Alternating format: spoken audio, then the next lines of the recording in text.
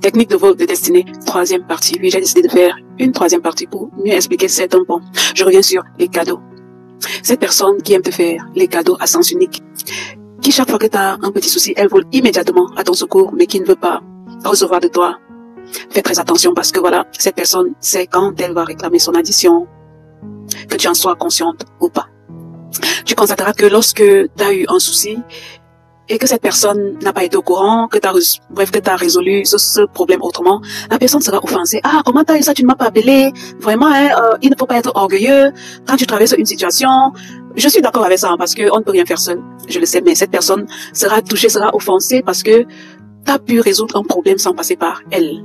Lorsque cette personne t'offrira quelque chose, et que tu diras par exemple, je ne veux pas, ou j'ai pas faim, tu auras comme l'impression que la personne est offensée. La mine de la personne va changer, la personne sera offensée, va commencer à te dire, ah, toi là, tu es bizarre, machin truc. Et finalement, cette personne va tellement te culpabiliser que par gentillesse, tu diras, ok, amène alors, viens alors, on mange, ou bien donne alors.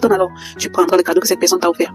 Sache que la liberté des autres s'arrête là où la tienne commence. Personne n'a le droit d'empiéter sur tes libertés, sur ta liberté. Te pousser à faire quelque chose que tu ne veux pas juste pour lui faire plaisir, juste par caprice, voilà.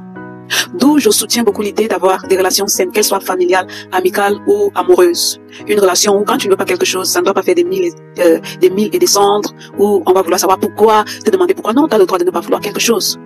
Et tu auras comme l'impression que chaque fois que tu as fait quelque chose, que tu as accompli quelque chose sans passer par ces gens, ils sont courroucés. Ils vont parler derrière ton dos, comment tu es orgueilleux, comment tu es gonflé, comment tu te la pètes et tout, juste parce que tu as refusé une aide. Genre, quoi de plus normal, genre, j'offre quelque chose à quelqu'un et la personne dit, ah non, mais si, en quoi ça va me faire mal? Mais ces gens ne voient pas les choses de cet œil-là. Fais attention. Un autre signe, c'est que ces personnes qui sont en train de te manipuler spirituellement, de te trafiquer, viendront souvent vérifier si ce qu'ils ont fait a marché. Ils vérifieront de leur côté pour voir si leur vie commence à changer, voilà, s'ils commencent à recevoir ces choses-là qu'ils ont vues chez les féticheurs que tu avais. Si ça les arrive. Mais elles viendront aussi de ton côté pour vérifier ce qui se passe dans ta vie. C'est pour cela qu'il y aura des moments où tu recevras des visites qui n'auront pas l'air d'être, voilà, des visites bienveillantes. Genre, cette personne viendra de manière inopinée chez toi. Tu auras comme l'impression qu'elle est venue voir quelque chose, qu'elle est venue pour vérifier quelque chose. Ton intuition te le dira. Je t'ai tantôt dit, l'une des manières les plus puissantes que Dieu a de te parler, c'est par ton intuition. Alors, même si cette personne t'affiche un sourire jaune, il y aura toujours quelque chose qui te dit, cette personne n'est pas là par bienveillance, cette personne est venue voir ce qui se passe dans ma vie, soit pour se moquer, ou voilà, pour vérifier si les choses qu'elle fait sur moi fonctionnent. Ça peut aussi être par appel téléphonique, si la personne n'a pas le moyen d'arriver où tu vis, la personne va te balancer un appel et commencer à te passer un interrogatoire qui n'aura rien d'un appel de courtoisie, genre, tu auras comme l'impression que la personne est venue faire une enquête. Voilà. Aussi, les gens qui te sont proches, tes proches intimes, ils te diront toujours que il y a tel qui nous pose toujours des questions sur toi. Quand j'ai vu tel, elle m'a tellement posé des questions sur toi, de manière subtile. Voilà, ah, elle fait comme, ouais, est-ce que vous avez de ces nouvelles? Ça fait longtemps, ouais, j'espère qu'elle va bien. Alors, qu'est-ce qu'elle devient? Elle est même déjà en couple. Si la personne ne peut pas t'approcher, la personne va interroger tes proches intimes pour avoir des informations sur toi. Alors, un dernier signe, c'est dans les assemblées religieuses. Faites très attention dans les assemblées religieuses. C'est pas tout homme de Dieu qui sert Dieu.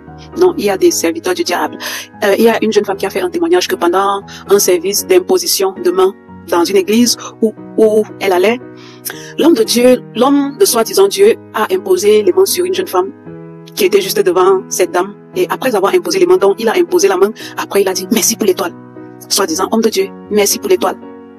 Et cette dame dit qu'elle est sortie des rangs et qu'elle est partie, qu'elle n'est plus jamais revenue dans cette église. Et des années plus tard, il y a eu un scandale là-bas, où beaucoup de gens se sont plaints, où cet homme de Dieu même est parti en prison, parce que, voilà, il a fait beaucoup de mal, il était pédophile, il touchait aux enfants, à l'insu de leurs parents, il a couché avec les femmes mariées, bref, ce n'était pas un serviteur de Dieu. Donc le vol d'étoiles se passe également dans les assemblées religieuses.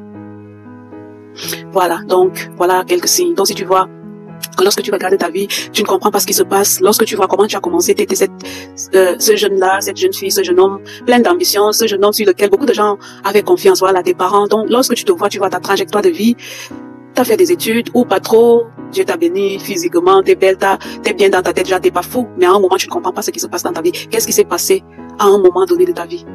Il est fort probable que quelqu'un t'ait touché. Oui, il est fort probable que tu aies été touché.